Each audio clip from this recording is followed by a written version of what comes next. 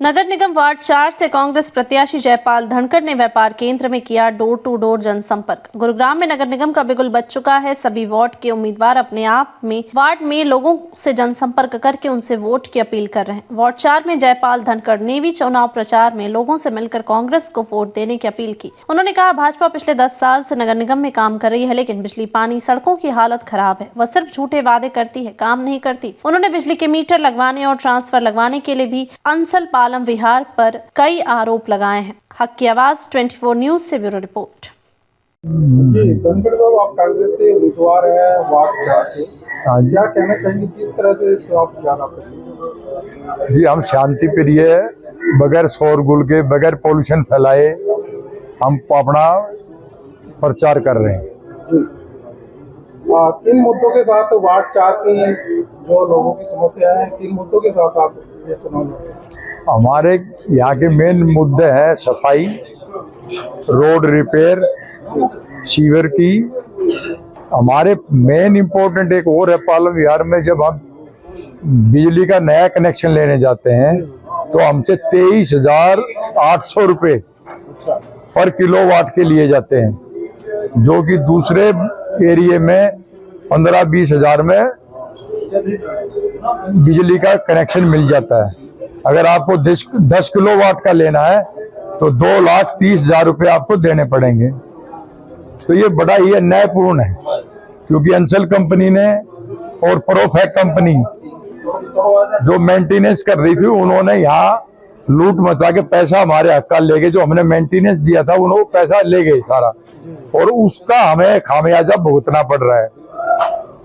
तो सर, ये जो क्या रिश्वत दी जा रही है एक्स्ट्रा या क्या चार्जेस? ये पेनल्टी है जी हमारे पर। अंसल कंपनी ने डेवलपमेंट इंफ्रास्ट्रक्चर की नहीं, और हमने मंत्री जी से भी उस टाइम 2018 में बोला था ये 66 करोड़ उनसे लिए जाएं, और उन्होंने नहीं लिए। हमारे अब हम रेजिडेंट को भरने पड़ रहे हैं। कोई भी नया मीटर लेता है तो उसको ये पेमेंट देनी पड़ती है, जो कि बिल्कुल ही न्याय संगत नहीं है। धनखड़ साहब, अगर वार्ड 4 की बात करें, इस पालम विहार की बात करें, तो यहाँ वाटर लॉकिंग की प्रॉब्लम है। पिछले 10 साल से भारतीय जनता पार्टी आ रही है और विकास के मुद्दे पे चुनाव लड़ती है। क्या आपको लगता है कि बरसात के दिनों में यहाँ जो पानी की समस्या है, पानी गंदा आता है घरों में, उन चीजों को लेकर आप क्या कहेंगे? देखो जी, पानी लॉजिंग की जो समस्या वो हल हो सकती है। उसके लिए हमारे पास ये ड्रेन है, छावला के पास, वहां तक एक ड्रेन बनाई जा सकती है आसानी से, कोई बड़ी बात नहीं है। लेकिन कोई इच्छुक नहीं है तो उसका पब्लिक को भुगतना पड़ेगा। अगर हमारे पार्टी को मेजोरिटी मिलती है, हमारी मेयर सीमा पाहुजा जी को बनाया जाता है, तो हम ये समस्या दूर कर देंगे जी। और सड़कों के लिए आप क्या कहेंगे? सड़कों के लिए जी, यहाँ 2019 में रिकारपेटिंग हुई थी, उसके बाद कभी भी रिकारपेटिंग नहीं हुई है। हम रिक्वेस्ट करते रहे, कंप्लेंट की, पर कोई सुनाई नहीं हुई। तो हम चाहते हैं, हमारे यहाँ एक और प्रॉब्लम भी है, प्रॉपर्टी आईडी, परिवार पहचान पत्र। कुछ लोग कैंप खोलते रहते हैं सुविधा के लिए, लेकिन कोई कार्य नहीं हुआ। प्रॉपर्टी ऑफिस में जाते हैं तो वो अधिकारी गुमराह करते हैं, ये जाओ इधर जाओ, और करते नहीं है काम। तो हमें बड़ा दुख है, हमारे कोई भी काम नहीं होता है। धनखड़ साहब, आपके वार्ड 4 में कौन कौन से एरिया आ रहे हैं? हमारे 4 नंबर वार्ड में पूरा तो पालम विहार है, ए ब्लॉक 2 C2, और सेक्टर 23 से गुप्ता कॉलोनी है, एक छोटी सी अनऑथराइज्ड, और एक है बेस्ट टेक फ्लैट्स, ये एरिया। क्या message Choma village, sorry Choma message देना चाह रहे हैं आपको वोट क्यों करें? मैं तो ये जो जन सुविधाएं हैं, रोड, पानी, गंदगी, इसको सबको अच्छी तरह दुरुस्त ठीक कराएंगे। क्या अपील है आपकी वार्ड के 4 के लोगों से? ये मुझे कांग्रेस पार्टी को वोट देके आप अपनी वार्ड की प्रगति सुनिश्चित करें। पालम विहार H ब्लॉक में करीब 23 साल से रह रहा हूं, और पालम विहार हम ये सोच के आए थे कि बहुत अच्छी साफ सुथरी कॉलोनी है, लेकिन जब बारिश होती है तो बारिश के समय तो ये समझिए कि हम सीवर में चल रहे हैं कि बारिश के पानी में चल रहे हैं। इसको डिस्टिंग्विश करना बड़ा मुश्किल है।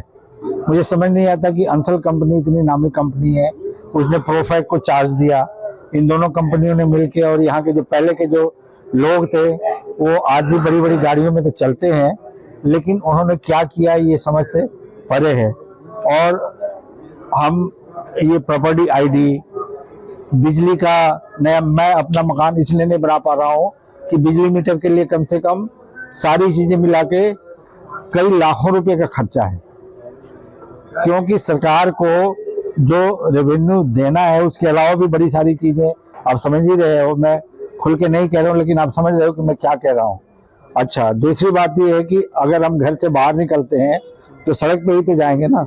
सड़कें हर जगह, ये व्यापार केंद्र जो है ना, मतलब ये बड़ा हमारा आईना हुआ करता था, लेकिन इसके बाहर देखिए 520 गज की सारे बैंगलोर हैं, और आप गेट नंबर 2, 3, 4 जितने भी गेट्स हैं आप देखेंगे तो मतलब सारे जो सड़कें हैं वो टूटी हुई हैं। प्लस यहाँ पे पानी जब बरसात में जब मिक्स हो जाता है सीवर में, तो बच्चों को क्या, बुजुर्गों को क्या, सबको बीमारियां लगती हैं। दूसरी चीज ये कि यहाँ पे कोई कम्युनिटी सेंटर उस तरह का नहीं है। तो हम ये चाहेंगे कि सरकार इसकी तरफ ध्यान दे, और 10 साल भाजपा के होते हुए भी, जिसको हम सुशासन का हमें बताया गया था, लेकिन मतलब ये समझ से परे है कि 10 साल में इस सरकार ने क्या किया। सेंटर में भी वही है, स्टेट में भी वही है, ठीक है ना, और जो यहाँ के कर्ता धर्ता थे वो भी उन्हीं के समर्थन करते थे। लेकिन यहाँ पे आप रोड्स की आप आए होंगे तो देखे होंगे, अभी 10 मिनट बारिश हो जाए तो नाव लगानी पड़ेगी।